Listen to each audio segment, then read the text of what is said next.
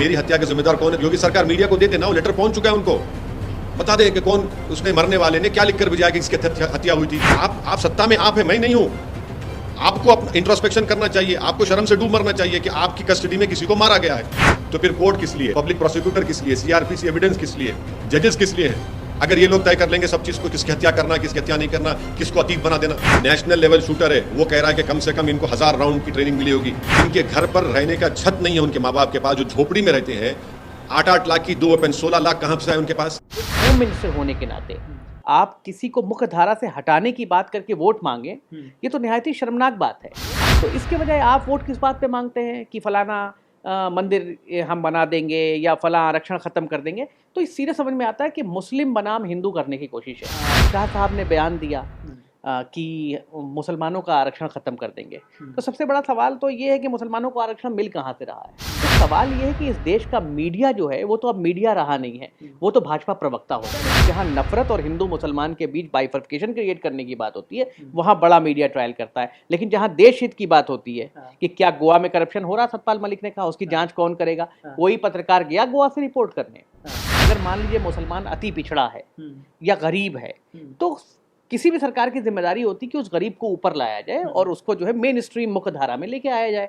और सरकारों का काम यही है। तो वो बंद कमरे में जाते होंगे, थोड़ी बहुत बात तो ये करते होंगे कि ऐसा कर दो वैसा कर दो, फिर कहते होंगे कि भैया राज्यसभा मुझे दे देना, चेयरमैन इनको दे देना, फलानी कमीशन में मेंबर इनको बना देना। तो तब मैं ये कहता हूँ कि अगर मोहब्बत की दुकान है तो सबके लिए खुले, और अगर आरएसएस से नफरत है तो डंके की चोट पर कोई भाजपाई कांग्रेस में ना आए।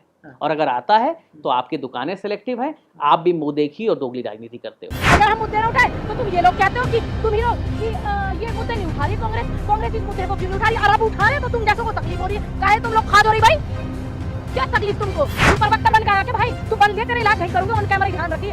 हाँ, तुम लोग हिंदू मुस्लिम का यहाँ मुर्गा लड़ाने आते, लेकिन राज्यपाल की एक बार भी बात नहीं कर रहे हो। तुम क्यों नहीं उनका इंटरव्यू लेने के लिए जा रहे हो? क्या नहीं जा रहे हो भाई? देश का कोई आम व्यक्ति नहीं बोल रहा है, 3 बार का राज्यपाल है। अगर राज्यपाल गलत है तो आप जेल भेज दो, खत्म बात। अगर राज्यपाल सही है तो आप क्यों नहीं सपोर्ट करते मीडिया वाले? देश में इतना बड़ा मीडिया को नाम दिया गया, चौथा स्तंभ कहा गया, कितने पेपरों में राज्यपाल की खबर छपी। अंजना ओम कश्यप कूदती हुई माइक लेती हुई नाचती हुई वहीं जाएंगी। मैंने कहा बिल्कुल गलत है, ज्यादा तोड़ मरोड़ का जवाब सवाल करने की जरूरत नहीं है। हम किसी ऐसे मुल्क में रह रहे हैं जहाँ मीडिया तय करती है कि कौन गैंगस्टर है और कौन नहीं, जहाँ आज मीडिया तय कर रही है कि किसकी हत्या होगी किसकी नहीं, जहाँ मीडिया एक माहौल बना रही है कि अभी ये गया और 2 दिन बाद वो जाएगा। मीडिया स्पॉन्सर्ड टेररिज्म जो आज भारत में फैल रहा है, इससे रोकना होगा। नहीं, उसने जैसा किया वैसा, जैसी करनी वैसी बनी। तो मैं आपको बता दूं कि यही मामले जब हरियाणा के अंदर जुनैद और नासिर को मारा गया, क्या उस मामले में जैसी करनी वैसी बनी का सिद्धांत लागू होगा? कारण है कि सतपाल मलिक जो है पुलवामा अटैक की बात करते हैं, वो कोई भी मेन स्ट्रीम मीडिया उस बात को नहीं दिखाती कि अगर वहाँ अल्लाहू अकबर के नारे लग जाते हो, कोई मौत हो जाती तो पूरा देश चलता। आज तुम हुकूमत में आज हो, कल नहीं होगे तो क्या होगा बताओ फिर। जो लोग पुलिस की कस्टडी में हैं, उनको मार दिया जा रहा है। ये तीनों मारने वाले गोडसे की नाजायज औलाद है, क्योंकि गोडसे ने भी गांधी को मारा था गोली से। अब इनके लिए हराम की दौलत कहां से आई? फिर ये 16 लाख की वेपन कहां से आया? ये गोलियां कहां से आई? कि ये गोडसे के लुत्फे से पैदा हुए। तो जब मुझ पर गोली चलाई गई तो उन जालिमों से पूछा गया तुमने क्यों चलाई? तो बोले मसऊद्दीन ओवैसी को मार के मशहूर होना चाहते थे। उनके घर वालों को पूछे, बोले उन्हें आता ही नहीं था, गंजटी था, उन्हें मिलता ही नहीं था। यहां पर भी ऐसी है, हाँ आता ही नहीं था, देखो ऐसा है। और वो लोग भी बोले हम मशहूर होना चाहते थे। अब हम पूछना चाह रहे बरसरे इख्तिदार जमात के, हमारे मुल्क के प्रधान सेवक से, उत्तर प्रदेश के वजीर आला से, ये कैसा हुआ?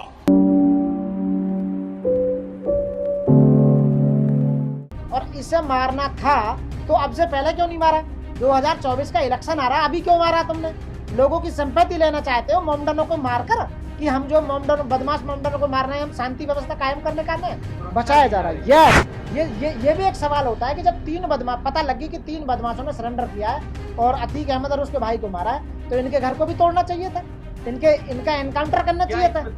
मोमडन जो लोग हैं उनको मारकर उनको दबाने का काम कर रहे हैं, उनके मनोबल को गिरा रहे हैं। उनके आने वाली जो संतानें हैं, जो जहाँ जहाँ रहते हैं मोमडन, वो सदमे में वो डरे हुए हैं। देश का फकीर से एहसास होता है महलों में, और भारत की बेटियां रोते हुए सोती हैं सड़कों पर। उत्तर प्रदेश के बाबा जो कहते हैं कि अपराधी को मिट्टी में मिला दूंगा, तो इन बेटियों ने एक अपराधी के खिलाफ आवाज उठाई है। मुकदमे है उस सम्मानित व्यक्ति जिसे आप कह रहे हैं, 150 के करीब मुकदमे हैं और किसी सम्मानित व्यक्ति पर 150 मुकदमे ना होते, अपराधियों पर 150 मुकदमे हो सकते हैं। जब राजा तेल डाल के कानों में सो जाए और गृह मंत्री चुनाव में बिजी हो जाए तो इन बेटियों को कौन न्याय देगा? अगर दरिंदा है तो दरिंदे को दरिंदा कहा जाएगा।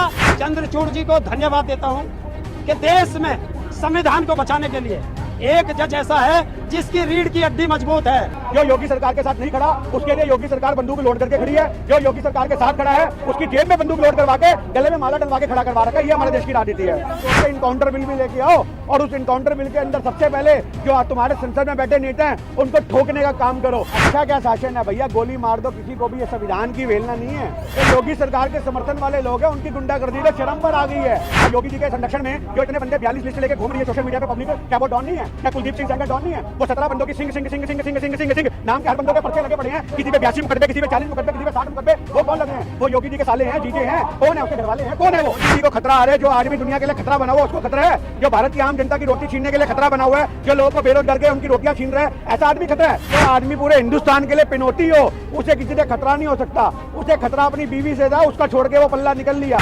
बीजेपी और आरएसएस की दृष्टि में नैतिकता नहीं है वहाँ पर तो नफरत है। मीडिया को हिंदू मुसलमान करने में मजा आता है। उनके आकाओं ने बोल रखा है कि इस देश में हिंदू मुसलमान का मुद्दा होना चाहिए। बाबा जब असेंबली में कहते हैं कि हम मट्टी में मिला देंगे, धमकी देते हैं खुली, तो मुझे लगता है कि बाबा पर भी FIR होनी चाहिए और उसकी जांच होनी चाहिए। अगर वो सारा कुछ हिसाब और सारा जजमेंट अगर बंदूक से करेंगे, इसलिए हमारी अदालत की